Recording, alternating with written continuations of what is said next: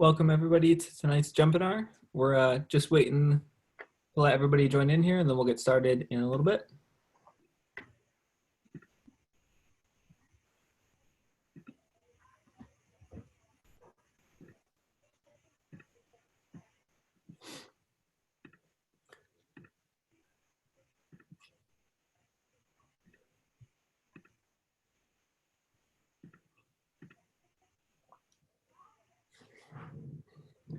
Welcome everybody to tonight's JUMPinar. We're just waiting for a few more people to join in and then we'll have Dan Harvey here. So just hang in there.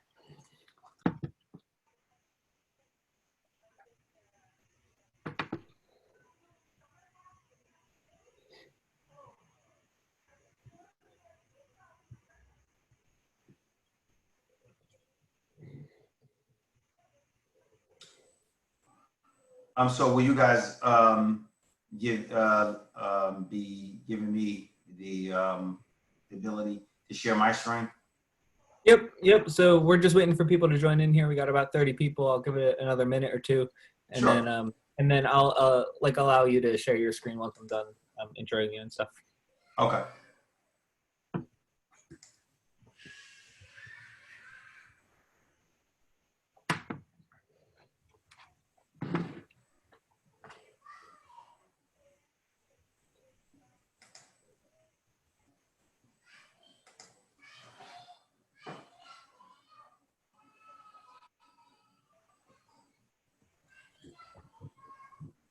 All right, well, it looks like we've got a good amount of people in here, so I want to welcome everybody to tonight's Jumpstart Germantown JUMPinar.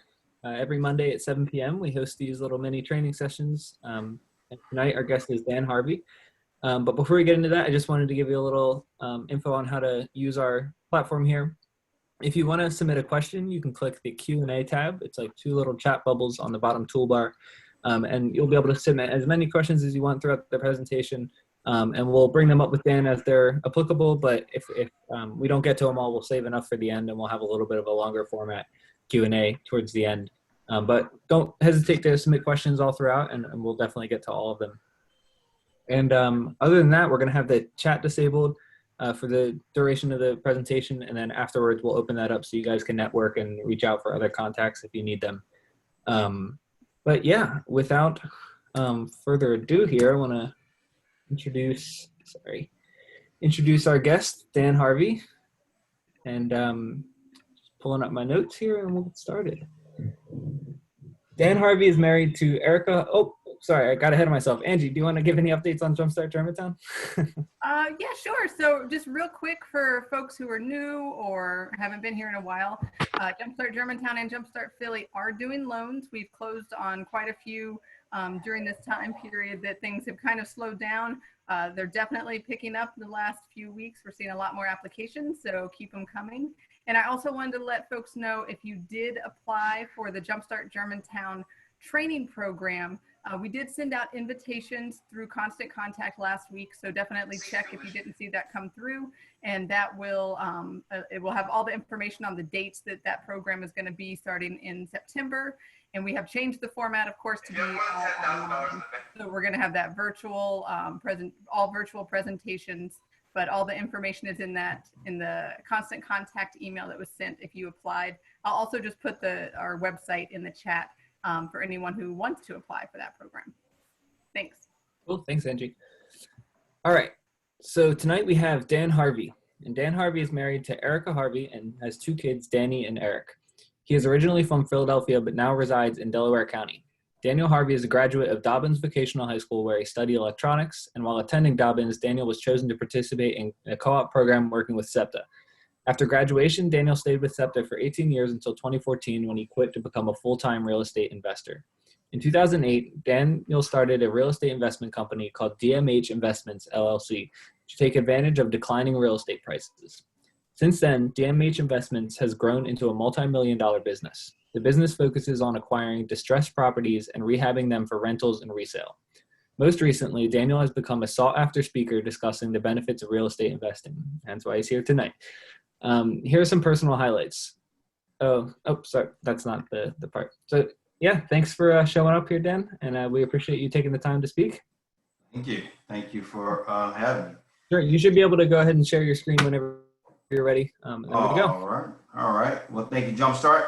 Thanks for everybody who showed up. So I'm certainly, have what I want to speak about tonight, but I'm really interested in, getting to some questions also. So definitely, ask away.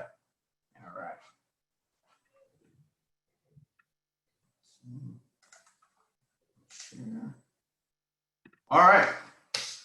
All right. This presentation is about scaling up your business, which is a conversation I felt is really necessary in this market because a lot of meetings that are geared toward investors are geared towards are geared towards first-time investors generally, and there's not a lot of conversation about the investor who has been in the business for a while, maybe doing flips or doing wholesaling, and who is looking to scale up. So what I'm going to do is basically use my own experience in the business and talk about how I scaled up. But before we get to that, I want to tell you guys how you can stay in touch with me on social media. On Facebook, it's Dan, the Real Estate Man. On Instagram, it's Dan, the Real Estate Man 1. And I have a website that's www.dantherealestateman.biz. That's www.dantherealestateman.biz. Just a funny story. For like the first year, I only said WW, and like nobody told me.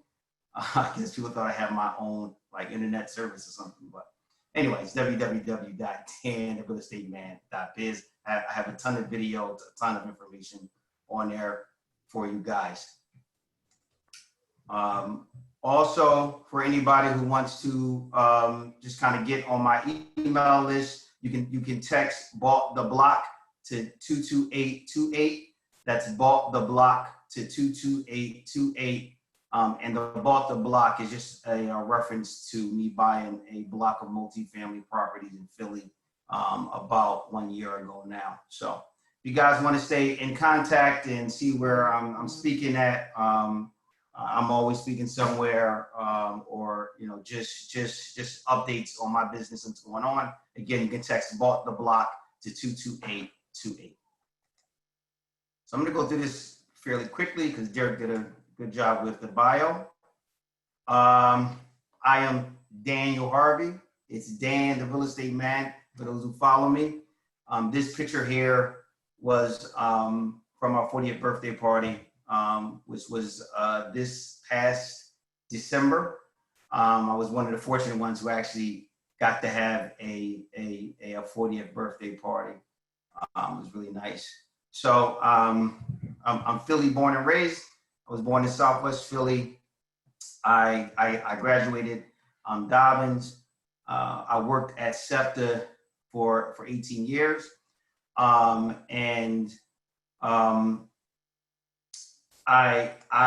am an accidental investor.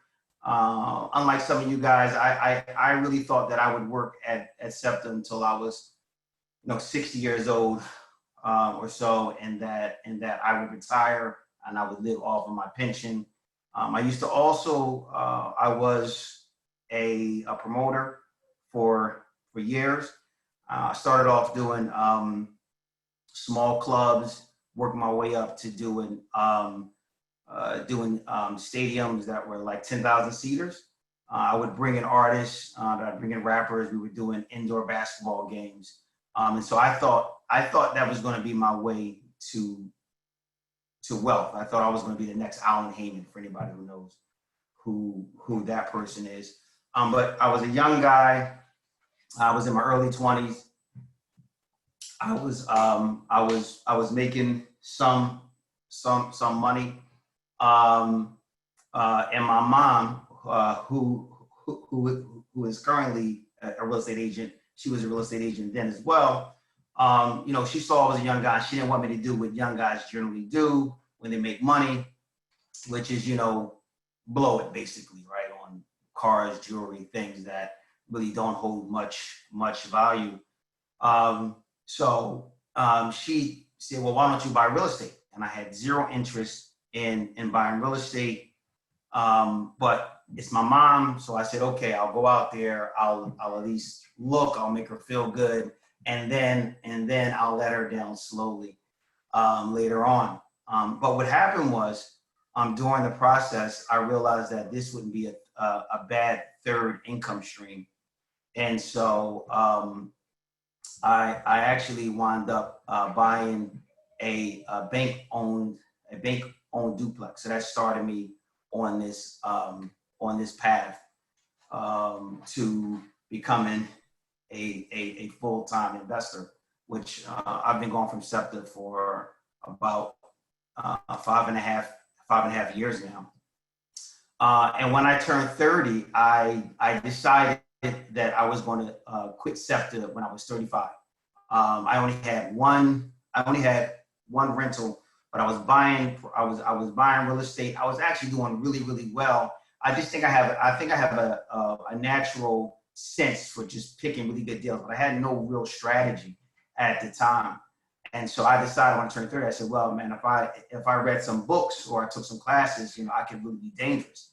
And so that's what I did. I really started getting educated in the business, working on my mindset, which is critical. If you want to move away from the kind of working person's mindset. And so I decided by the time I was 35, I would leave SEPTA. And I quit SEPTA 3 days before my 35th birthday. And since then, I've been able to build a multi-million-dollar investment portfolio, which, you know, even now I'm still just shocked, but that's been able to happen. So let's talk about my business. My main business is DMH Investments, and what I do is it is a buy and hold company with a focus in multifamily conversions in West Philadelphia. And for those who don't know, a multifamily conversion is when you turn a property that is not a multifamily dwelling. It could be a single family property. It could be a commercial property. And you turn it into a multifamily dwelling. But the projects I do them by right, which means I don't need to get variances. I don't need to go to zoning hearings. I don't need to ask the neighbors about it. I can do these projects, what's called by right. And so that's all I do now. Currently, we are working on 21 units across 5 projects. There's 1 triplex, it's 2 5-units, and 2 quadplexes. And there are we have 12 conversion projects in the pipeline as well. And we have 66 ground up units in the works also across 3 lots. So you see that we're, you know, I'm very busy even in our, you know, current economy and everything going on with COVID. We're very busy. And all of these projects are all in West Philadelphia.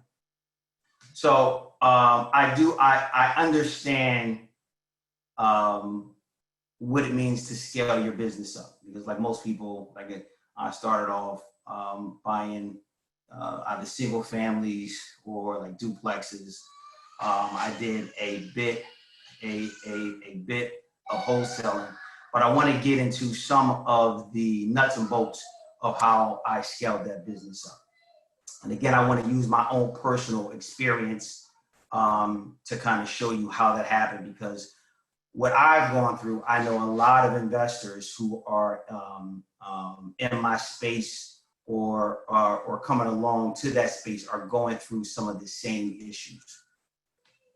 All right, so this is a story of how losing $100,000, it was actually a little bit more than 100,000, it was like 108,000, helped me scale my business. And this is the beautiful building here that I lost about 100,000 and some change on. This is a triplex building in Norwood. So this took place in about 2017. I was a full-time investor at this time for about 2 years. I was flipping properties. I was starting to gain some traction. I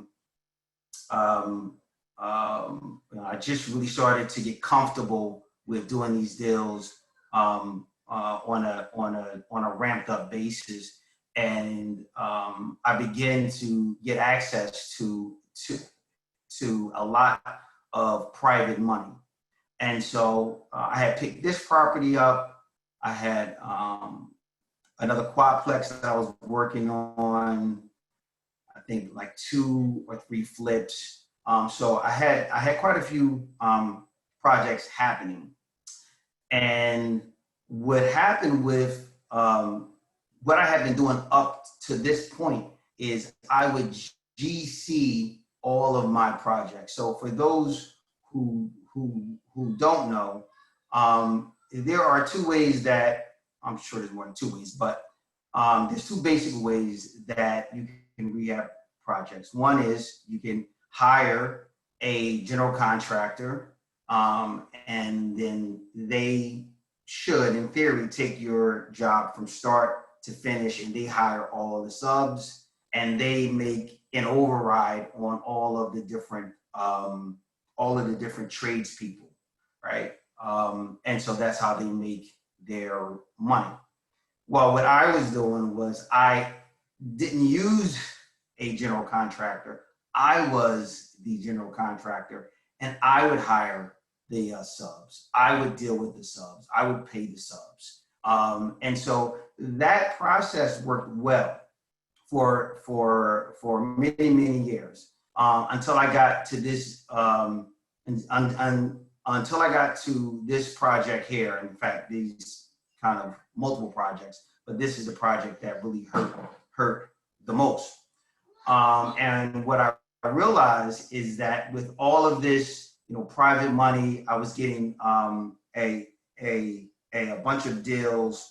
So it was a lot of good opportunity, and the opportunity to scale up, but I was not prepared. And so what had to happen was I had to ultimately shut down certain jobs, and I had to just kind of go back to basic. I had to go back to basics and finish each job kind of as I got through them, just because I didn't have the bandwidth to really effectively GC all of these projects. And one of the major issues with this particular project, I had this whole triplex plumbed, start to finish. And I remember I got a phone call from the local code enforcement, and you would have thought like I said something bad about this guy's mother. He was mad. Can I speak to Mr. Harvey? What the heck is going on here? These guys did not pull a permit. Everything was wrong with the property, and First, I thought, well, okay, let me wait till this guy calms down. I can go talk to him, walk through the project and see what I can salvage. And when I walked through the property, he pointed out how bad the job was. I'll be honest, I was really embarrassed because it was really a bad job. And had I not been spread so thin, I would have been able to really notice it. And so, ultimately, and I had already paid these plumbers, so I had to take everything out of the building, all the plumbing.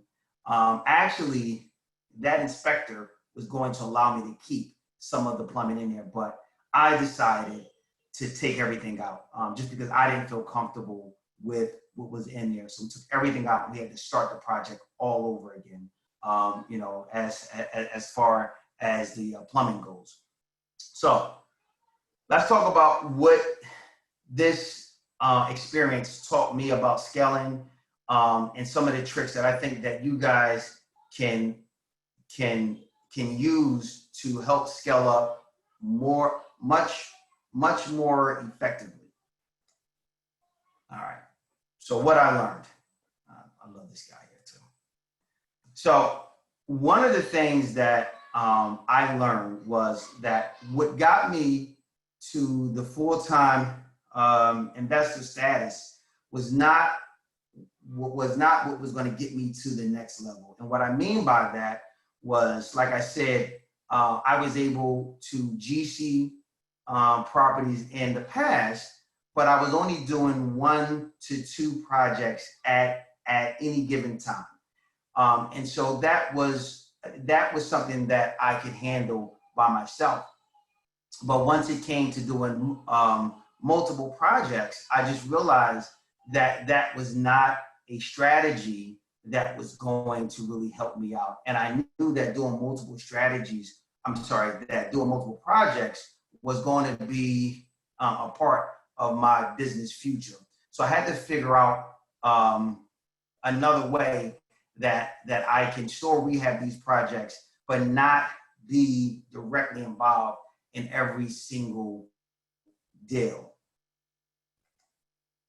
So what I needed was systems. I needed systems in my accounting and my construction and in my property management, because at that time I was wearing all those hats, right? I was hiring the contractors, I was paying the contractors, I was ordering all the materials, I was doing the budgets, I was checking in on the job, and I still had tenants. So I was answering tenant phone calls. And so obviously you can see that that's not a business model that you could really sustain. So I needed to delegate these tasks to other people. And I needed to be clear about what my objectives were and create plans around those things. Did you have some questions, Derek, or are we good? I'm sorry, my internet cut out and I was just absent for about 5 minutes, so I apologize for that. No, it's fine. I didn't know if you popped in because you had some questions or not. No, you're good. When I joined the meeting, the video started. Don't mind me. Go ahead. No, it's all good. It's all good. All right, so these are all the things that I learned from that $100,000 plus loss. And so what I did was I decided, and this is another thing that I see often, is in the rush to want to be able to keep buying properties, investors, especially investors who are on the cusp of scaling up, they keep buying properties even though they don't have a clear strategy, a clear process, right? And so I decided, okay, for the next 5-6 months, I'm not buying any real estate, right? I need to focus on the structure because real estate is not going anywhere, right? And we are often pushed into, 10x, 50x, 100x, and not really having a structure to really keep those things going. So I decided, okay, I'm going to take off. I'm going to stop buying for 4 to 6 months until I felt I had a structure that could sustain the business model that I wanted.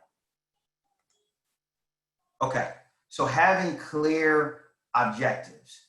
One thing that I see a lot, again, is that some investors who want to scale up don't have very clear business objectives. So they're, flipping some, they're renting some, they're wholesaling some, but they're not doing any of them well, right? And there's no process to any of those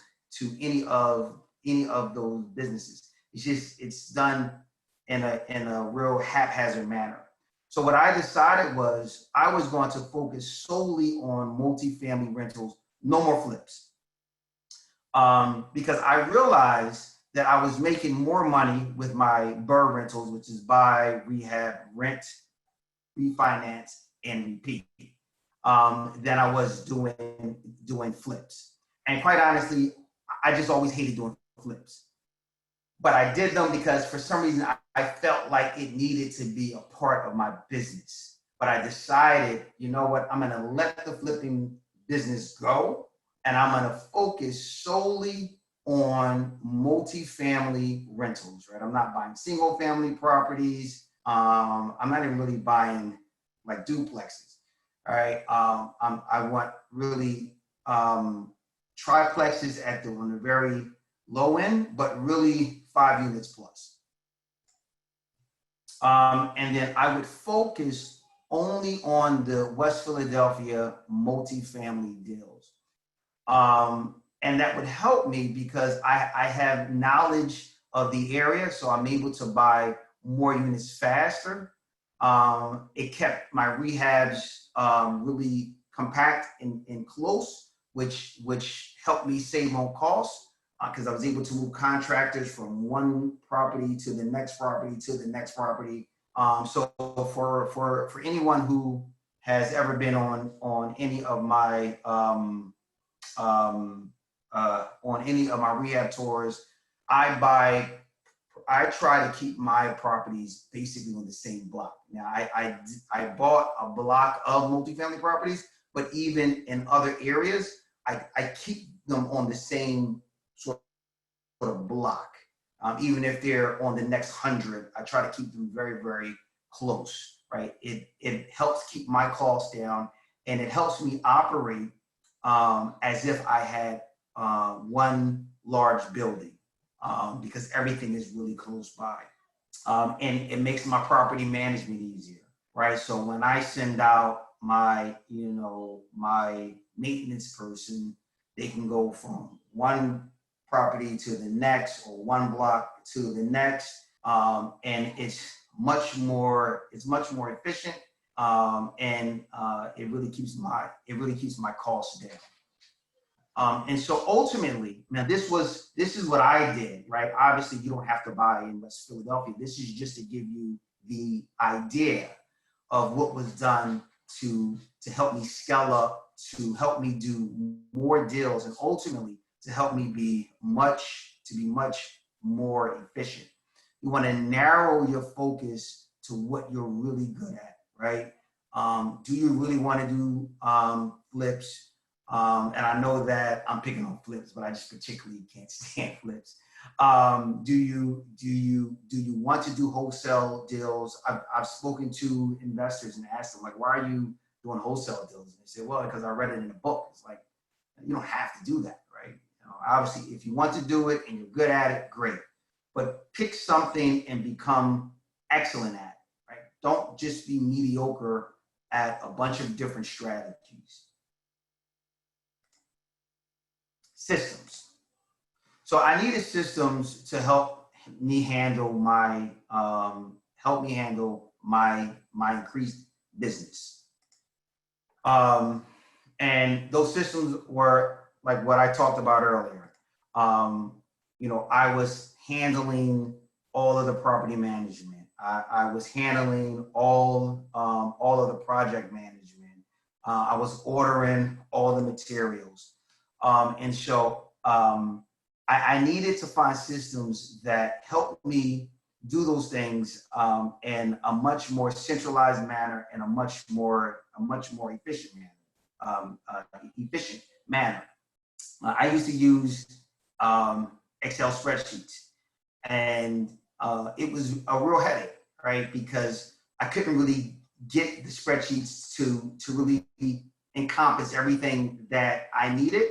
And it made tax time just like a pain. And so I started using Yardi. Now, obviously, I'm not saying you have to use Yardi. There are a bunch of property management software out there. Just for the size business that I have, Yardi is a really good fit. So it tracks all of the information, all of the income, all of my expenses, maintenance, in one location. It's a lot easier to use come tax time. And and for bookkeeping purposes. Oops. So for my construction management, again, I was using Excel spreadsheets. Listen, you guys I had spreadsheets all over the place. I had spreadsheets for like other spreadsheets.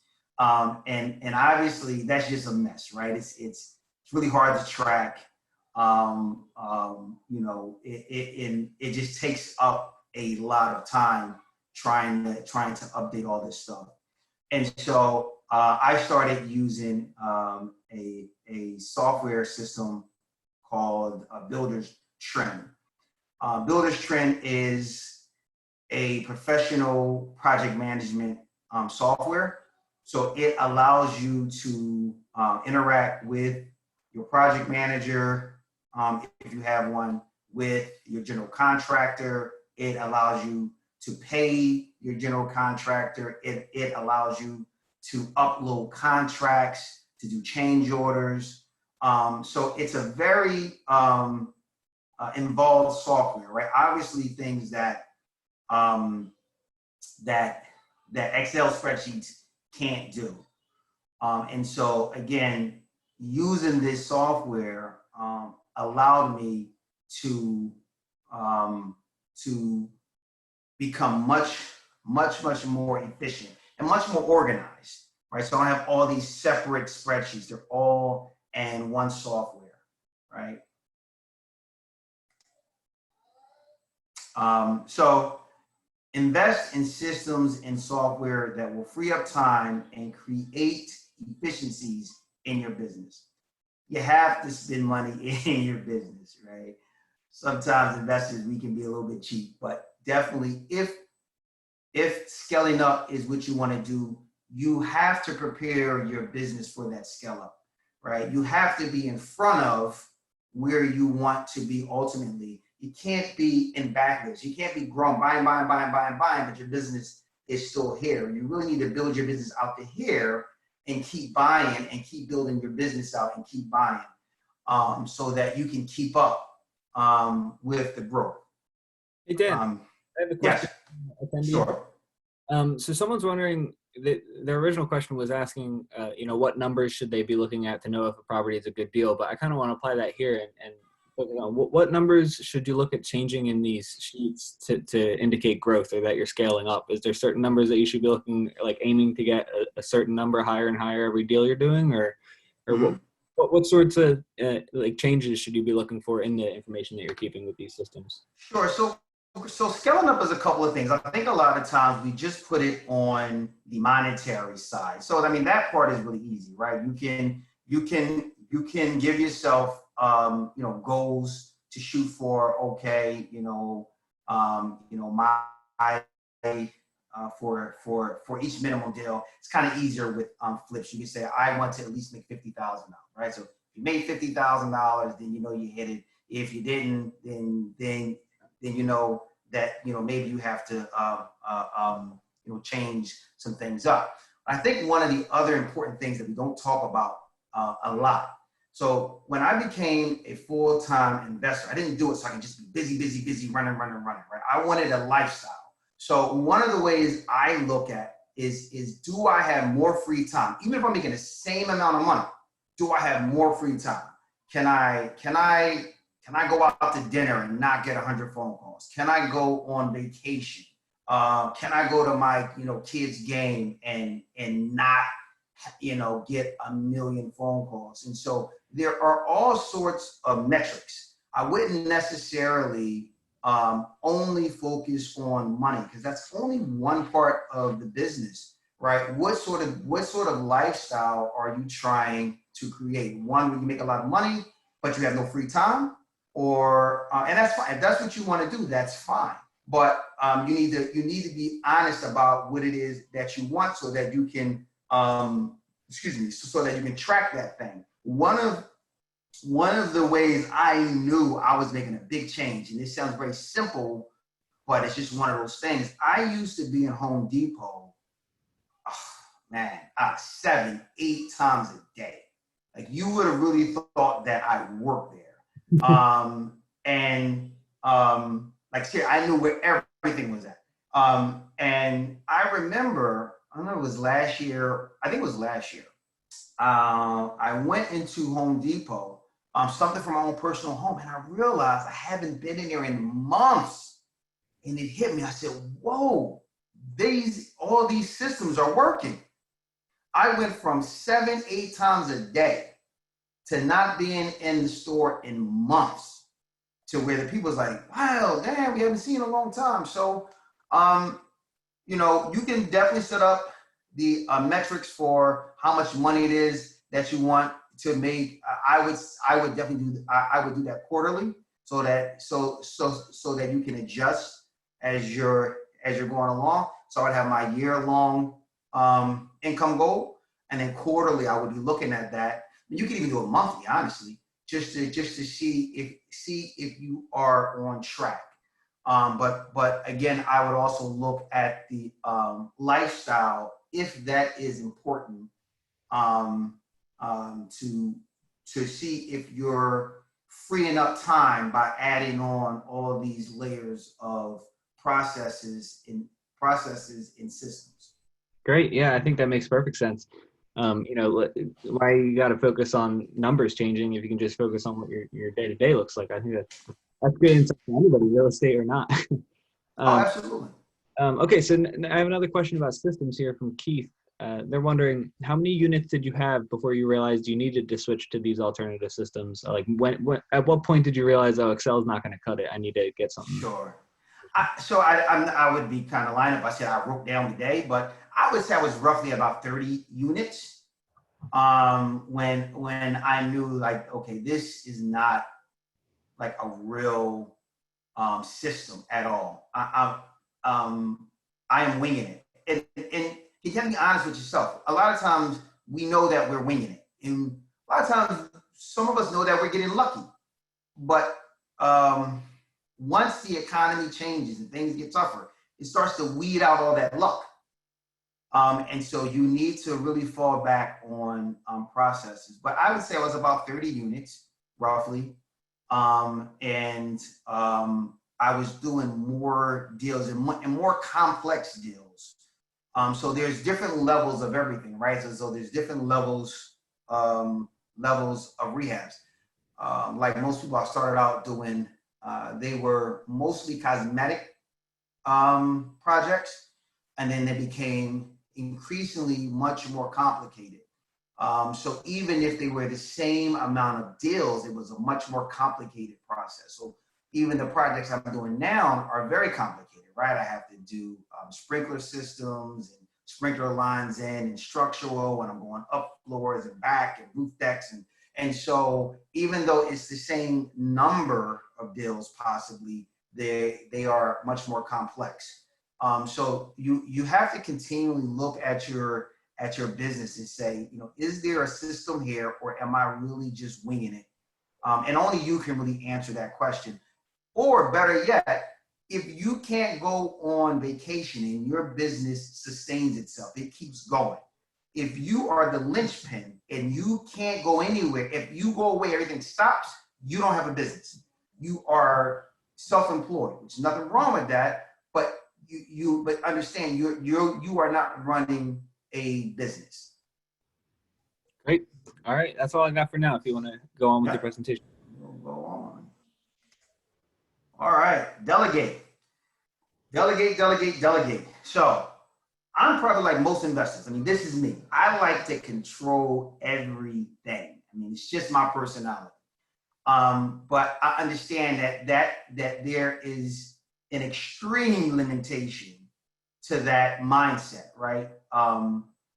Because what happens is you think everything has to go through you. I have to have the final word on every single touch point. And you don't realize that's slowing up everything, right? And so, what you need to do, or what I think you should do, is find good people, train them, and let them learn. They're going to make mistakes. Let's just get that out the way right now, right? but are they the sort of people that you want in your business? I mean, I hire sort of for character first, and I can train everything else. So let's get into into this. So you have to create a business owner mindset, right? So focus on high level activities. A lot of times I see investors get caught up in the minutia of little details, little things, or trying to do everything on their own. And again, unfortunately, that's going to really slow your business up. It's going to make it where you're going to be what I just talked about. You're going to be more self-employed than running a business. I tell this story often.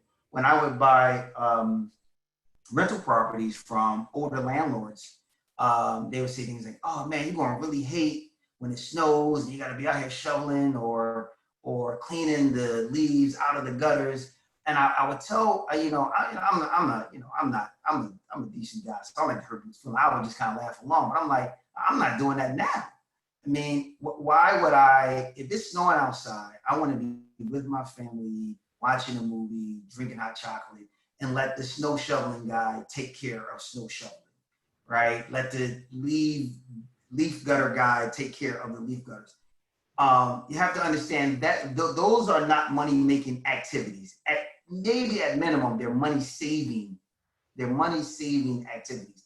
You have to learn the difference, right? And so I like to focus on, I would prefer, rather than going out and shoveling snow, being home, maybe finding a deal that's going to pay for my snow shoveling guy for the next 5 years, right? That's how I would prefer to use my time. So you have to write down everything that you're doing and say, which one of these things can I give to somebody else? Which one of these things is not the best use of my time? And I'll be honest with you, probably 80% of what you do is not the best use of your time. It just feels like it is, right? Because it's busy work. It feels like you're doing something.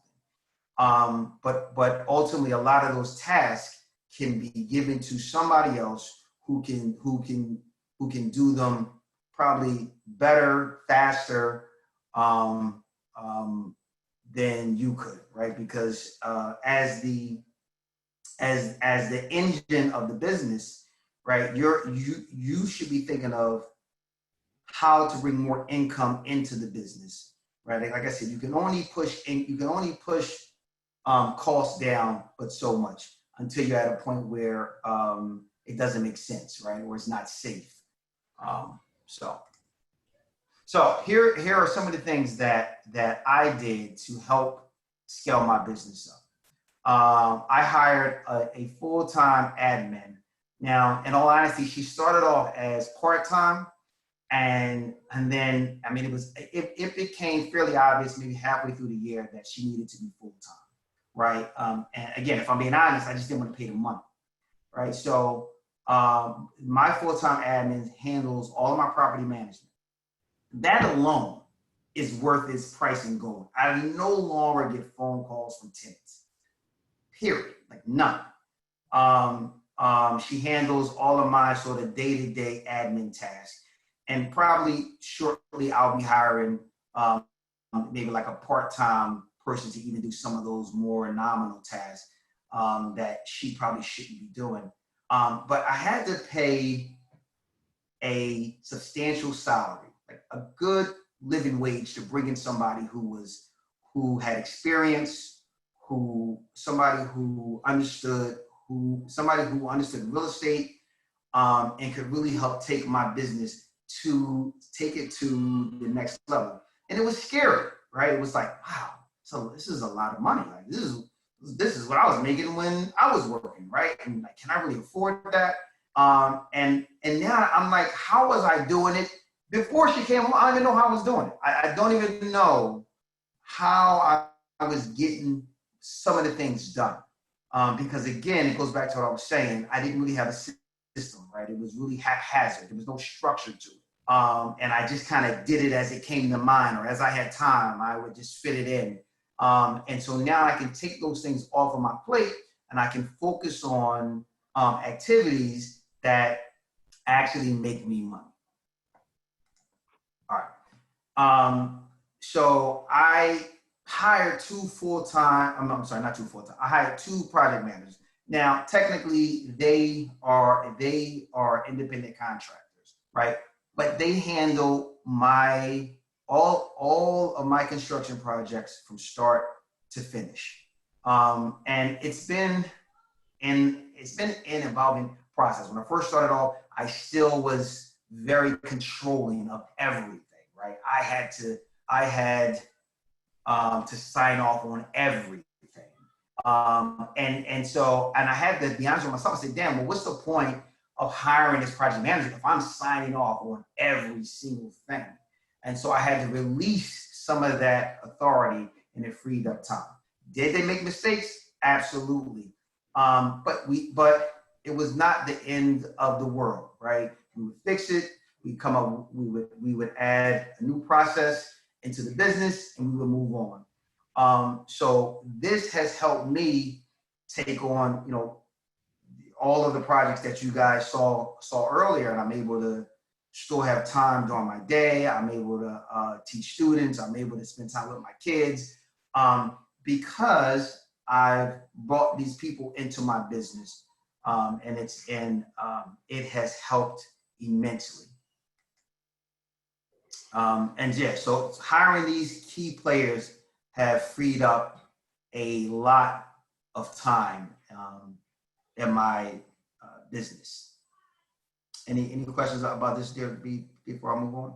Yeah, sure. I think this is kind of in general about delegation as a whole, but I mean, she's asking, or they're asking, what would you say the value in education and self-managing your properties were when you first started out? They're asking if there was any value, and I'm sure your answer is yes, right? When you say the value, so are they saying me learning how, like me managing my own tenants? Right. I guess like during that period of, where you feel like you're like, how did I get it all done? And it's like kind of went by in a flash, what about that was valuable and what sorts of things? Oh, absolutely. Well, so I understand for the most part how every piece of this business works, right? So, and it allows me to help everybody that works for me out, right? So if they have an issue, I say, well, did you try this? Did you do? Because I've done every single job. So I'm like the guy who started out, cleaning floors and worked his way all the way up. I understand every single job. So if that has, it is very beneficial. I do think that even if you are going to allow somebody else to manage your properties, you should understand it, right? You should understand what should be done. So you understand if somebody is doing their job the right way, or if they're just blowing smoke. If you've never done it, you don't know. You kind of have to take their word for it. Unless you're not going to really, unless you're going to just be high level and, you're buying turnkey and this is just sort of like a side income, passive income for you, then maybe that's not really necessary. But if you see yourself being a full-time investor and having rentals, I think that it is worthwhile to kind of get your hands dirty and figure out how to deal with tenants, how to maintenance buildings, so you understand how things should run. And the same thing with the project management. I'm not a contractor. I don't pretend to be one, but I understand the process well, right? You can't hoodwink me for the most part, right? I understand how things should go. If you don't know that, then people can get over on you.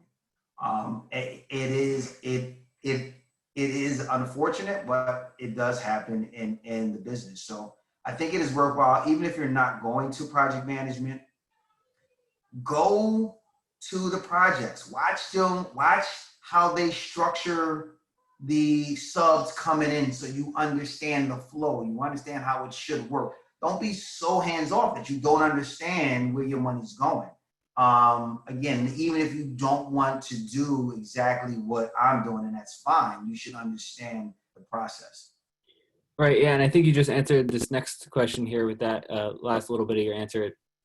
Someone saying, is there a checker system so you know you can, or so you know you're absolutely sure that the contractors aren't going to get on over you and you're going to get too ahead of yourself and there's going to be a problem. And it sounds like the only way to really know is to do it yourself, right?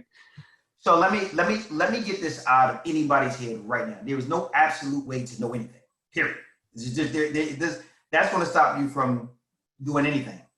If somebody wants to get over on you, they're going to get over on you, right? If that's their goal, it's not much you can really do about that, right? So I wouldn't be overly concerned about that, right? You want to set up for, you want to be structured, you want to try to mitigate your losses. But if you only focus on people trying to get over, you almost guarantee that's what's going to happen. We tend to attract what we fear most, right? So create systems, mitigate your losses, do background checks, check out investors.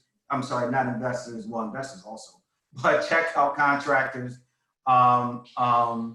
Do your due diligence, and have contracts that make sense. But there is no way that I know of, and I'm sure maybe there's somebody who, no, I don't think so. There is no way to 100% stop people from getting over on you. Just do your best to have really structured processes so that you can mitigate any possible loss. All right, great. We have another question here about project managers. How do you find and hire your project managers? What sorts of qualifications do you look for? And I think you said it earlier, it's character really that is the most important thing. Character is number one, period. Like character for me is the most important thing. So my business, I believe, is a reflection of myself. So I hold myself up to high ethics. I want to have, a strong character. And so I only want those sorts of people around me. Now, it certainly helps if they have experience in the trades, or if they have project management experience. But the biggest way is that you have to get out there and meet people. There's no magical way. Like I've met these guys by getting out and talking to people, meeting people, asking people, hey, I'm looking for a project manager. Who do you know who has the skill set and who would be interested in doing this job, right? There's not necessarily an easy way, all right? A lot of times you just have to sort of just pound the pavement to really find those people. And I'm sure there's websites that you can go to, but I'm old school. Like I like to talk to somebody who actually knows the person. Says, hey, I know so and so. They're really good people. They really want to learn. They're really honest. That puts me that makes me feel more comfortable because these people are overseeing. Really, they are overseeing your money. Right? That's where your money is stuck at. So you want people that are competent and that are very ethical, right? Because there's a lot of money going around, and so you want people that you can trust. Okay, great. There's a good bit of questions here, but I'm gonna let you continue, and we'll loop back around to these at the end. Okay. I only have one more slide so we can then just hit the questions. So obviously, again, this is really high level stuff, guys. Like this is not everything, but we only have 45 minutes or so. And I want to leave time for questions. So this is your supporting team. So I talked about people that you may want to hire. But these are people who you may not hire right now because as a mid-level investor, I'll call it. There are still restrictions for how much we can spend, right? But these are people that you need on your team, but they may not necessarily work for just you. So find a good lawyer. Find a lawyer who understands what your business is, somebody that you trust. What I see often, and I find it kind of comical, is people posting to Facebook groups and emails legal questions. I'm like, no, you get your legal advice from lawyers, period. You get legal advice from lawyers. So find a good lawyer, pay people with their work. Don't be cheap about your business. You get what you pay for. And sometimes paying that extra money, it is a protection for you, because they have all the experience in thinking out issues that you may not even think about, right? Because as being investors, I think we are naturally optimistic. We think everything is going to work out well. Oh, this is going to be the greatest partnership ever. This person is awesome. And so lawyers help you slow down and sort of, okay, that's great, but did you think about this? Did you think about that? What happens if this? What happens if that?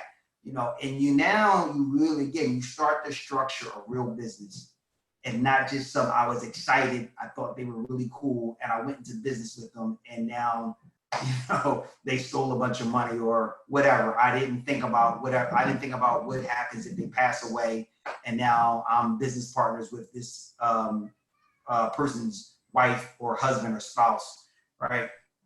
So find a really good lawyer. Accounting.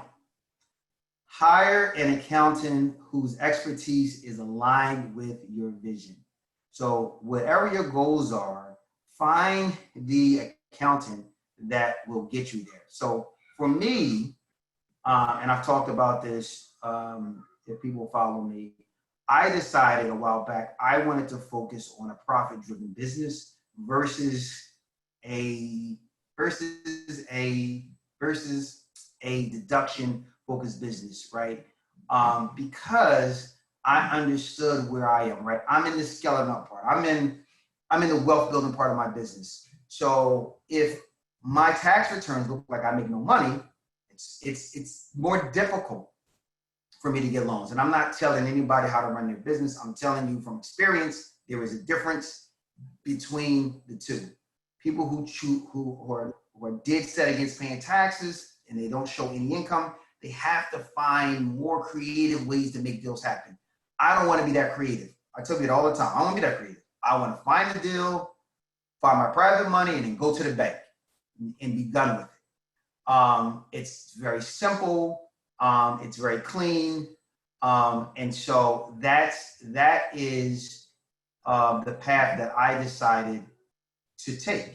Now, after I become very wealthy, then I can maybe look at things differently. So you have to be honest about yourself, right?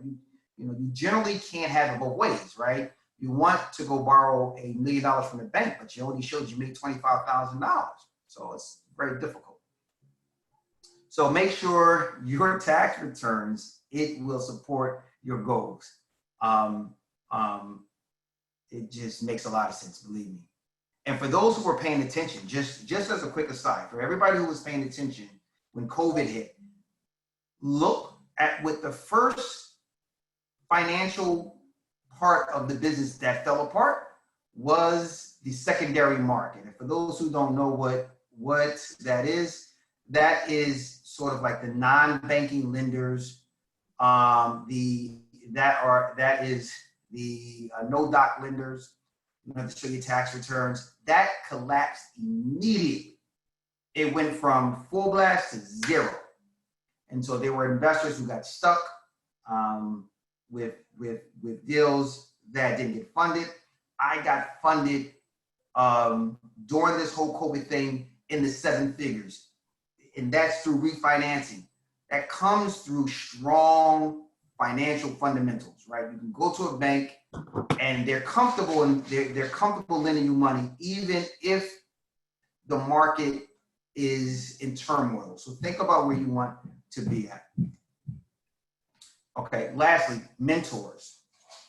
So I pay to tap into the brains and circles of other people.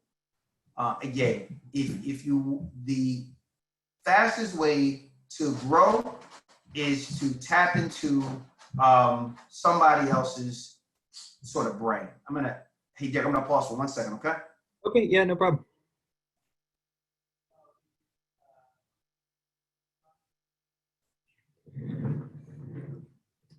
While Dan's taking his break here real quick, I just wanted to let you guys know that next week on August 24th, we're going to have Sherman Aronson speaking about what is green building. So be sure to look out for the registration link for that, as well as any emails we send out, and it'll be posted in the Facebook group if you're a member there as well. And we're still working on plans for the 31st, but we'll let you guys know as soon as we get something figured out. All right, perfect timing. You're back. Yeah, sorry. Yeah, my dog is scratching. No worries. Yeah. Okay, yeah. So don't try to recreate the wheel. There are people who have already done it. Tap into that. I pay for education, for people who have models that I want to learn. I pay business people to tap into their brain. Like when I want to figure out how to structure deals that I haven't done, like I want them to be on call. And so nobody's interested in your picking their brain sessions for free coffee. I'm just going to tell you. I mean, that's not going to cut it. So you have to find a way to bring value to people. Sometimes it's strictly monetary. Sometimes there's other ways. But think about how you can bring value to other people's first, and think about how you can tap into what they already know. So it speeds up your process. So you're not trying to recreate the wheel. So that's pretty much it for the scaling up. And again, for anybody who wants to stay in touch with me, you can follow me on Facebook at Dan the Real Estate Man, on Instagram at Dan the Real Estate Man 1, on my website www.dantherealestateman.biz, and you can text Bought the Block to 22828. All right. Thanks so much, Dan. That was awesome. There was a lot of great insight packed into that, and I'm sure we're going to uncover a little bit more as we get into the questions. But yeah, just wanted to thank you again. That was great. Oh, you're very welcome. All right. So I'm going to work on combining a few of these questions because they're all sort of similarly related. But first, to get started here, I want to ask you, how do you feel about hard money lenders? And attached to that is, what sorts of deals do you think you should use hard money on? What sorts of deals should you go with more of a traditional fund or financing route?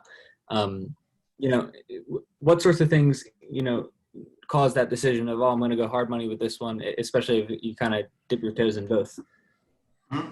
So I'm going to start with that part of it last. How do I decide what sort of financing, which is basically the question, I'm going to use? So number one, you need to understand money, right? You need to understand financing. You need to be able to analyze what money makes the most sense for your deal. So that's the number one thing that I would get. A lot of this is just becoming educated. Do you understand how money really works? Do you understand how to critically look at two different funding packages and say which one makes the most sense? Or are you just looking at the interest rate? Because that's not going to cut it. So number one, learn how financing works. Always have multiple avenues of financing deals. I love it when people make it seem like it's one or the other. Most of what I do is private money, 95% of what I do. But I still use hard money. I still use lines of credit. I still use some of my own private money. I will partner at times.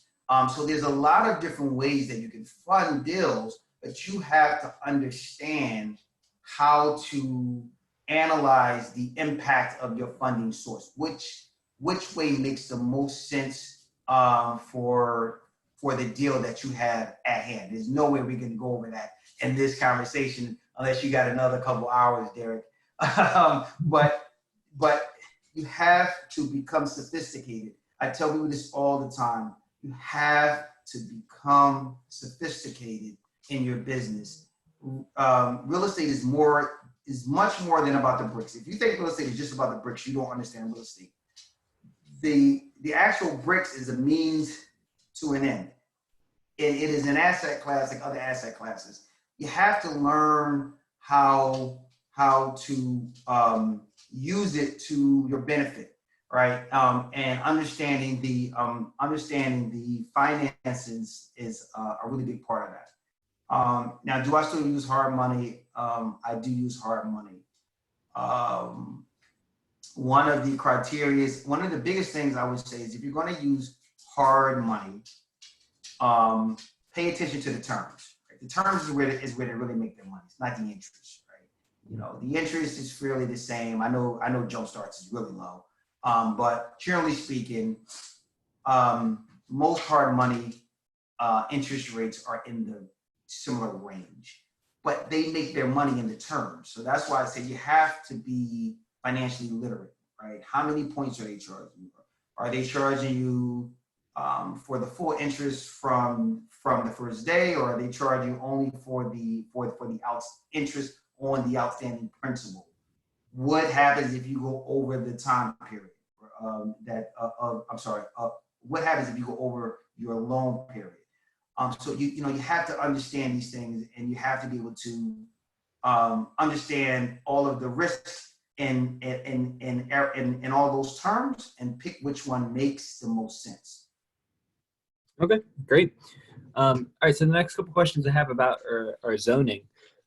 So before we get into the specifics, can you just kind of go through the process? I know you focused on turning single family homes into multifamily properties by right. And there were a couple of people asking what by right means and what are the advantages of doing it by right or going through the zoning variance process, which I think Angie said can take 3 to 6 months depending on the situation. Yes.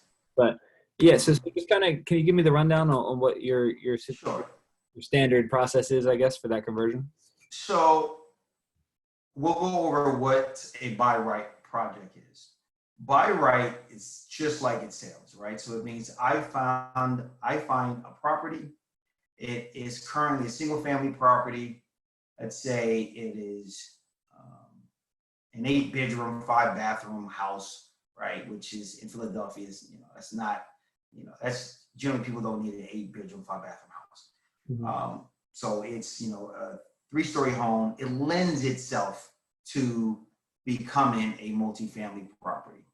Mm-hmm. Under certain zoning classifications,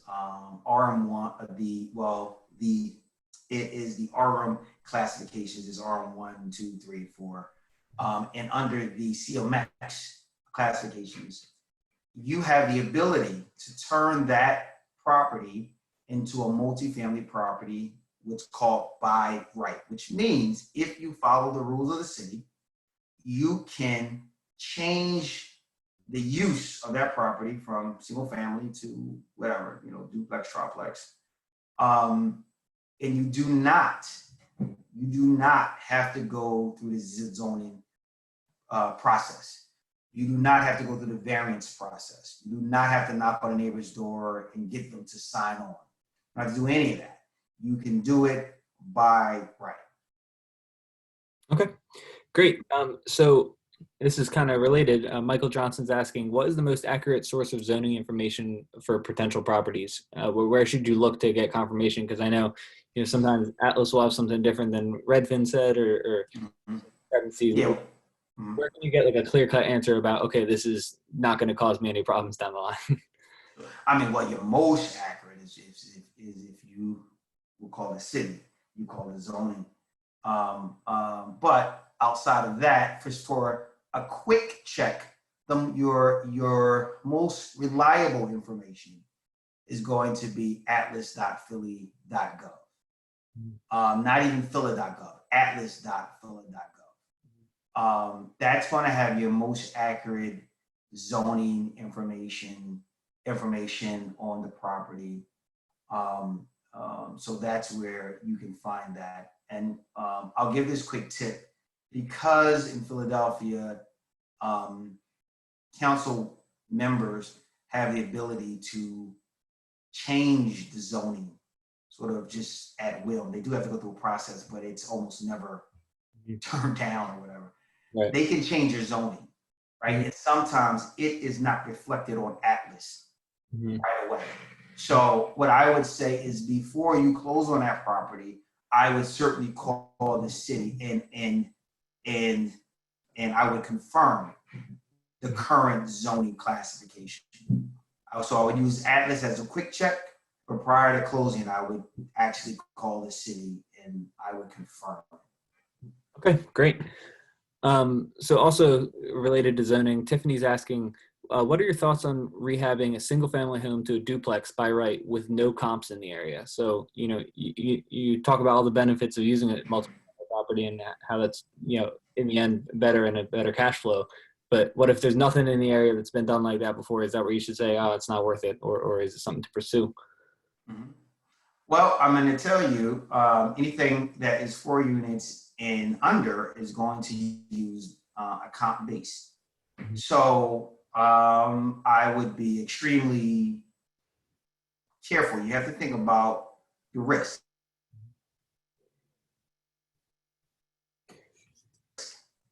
If for some reason you like that area and the cash flow, fine, right? So there's not a cookie cutter way of looking at these things. It's really about what your goals are. So I don't know what your goals are. But if your goal is to do a BRRRR strategy where there is a comp that will justify a higher value, in which case you can refinance and you can get that capital back. If you can't find any comps, then I wouldn't do it. If you, on the other hand, are more concerned about cash flow and the cash flow part of it makes sense and you don't mind leaving capital into the deal, which there's not necessarily, there's not anything wrong with that strategy. It's just a different strategy. You know, but based off of what I'm imagining, her question is if you're not sure that you can get your money back out, I wouldn't do the deal. Okay. So I'm gonna let this dog out of get it. Go ahead, no problem.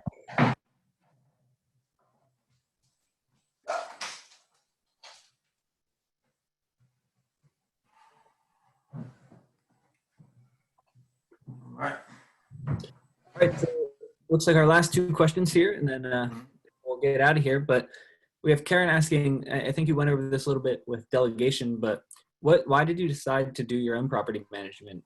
Was it for cost or was it more for control? And like you said, kind of everything is delegated and out of your hands so you can focus on more managerial tasks. So certainly for the control, I mean, I'm still this guy. I don't pretend like I'm not. I'm still a control guy. But ultimately, I already had the infrastructure to handle the property management, right? I had the maintenance guys. I had those things, and so what I needed was somebody to just run the day-to-day business. And I want them to be in the real estate man business, period. I want them solely focused on my property so that way I know that they're being kept up. As far as the financial part of it, you know, it's not that big of a difference. I'm probably paying a little bit more now.